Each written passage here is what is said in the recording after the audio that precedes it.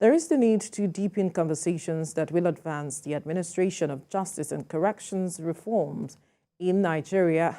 Activists say this will help actualize the resolutions by stakeholders from a recent national conference. We have details in this report.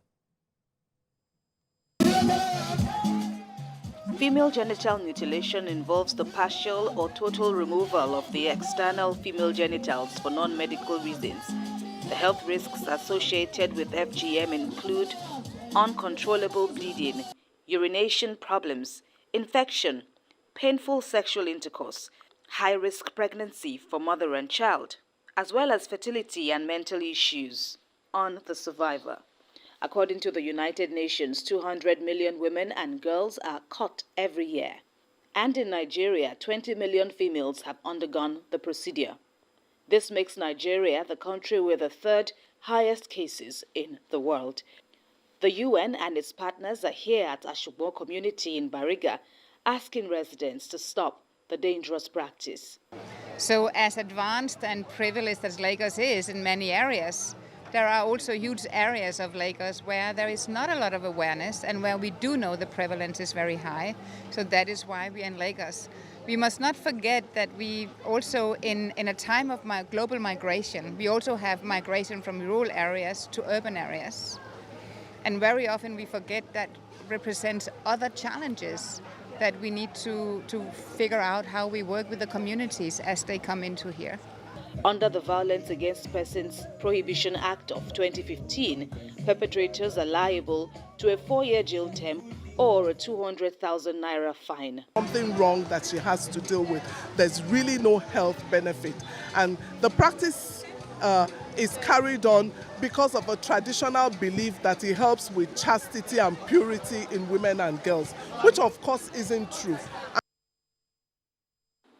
In May, the Ministry of Interior, in partnership with the Prisoners Rehabilitation and Welfare Action and the Open Society Initiative of West Africa, as well as other groups, held a well-attended 2-day conference. It was focused on the need to develop sustainable strategies for the management of pretrial detention and decongestion of custodial centers nationwide.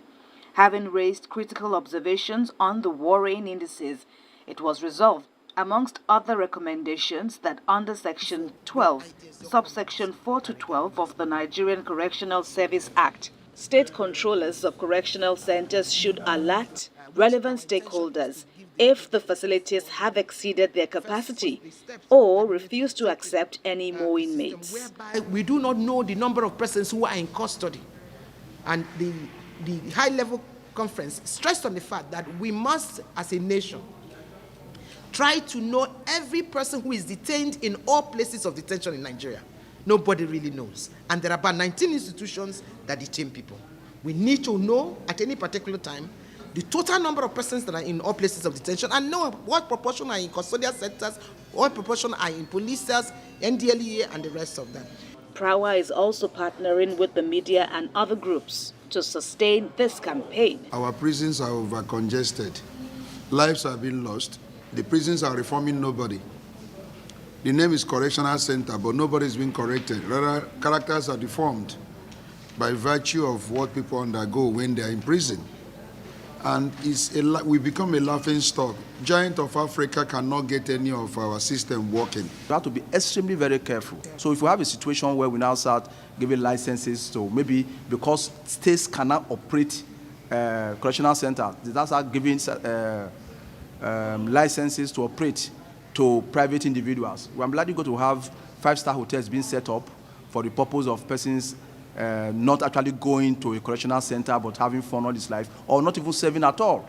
The activists are also calling for consistent activation of all oversight mechanisms that will actualize reforms in all custodial facilities. Kemi Foladiemo, TVC News, Lagos.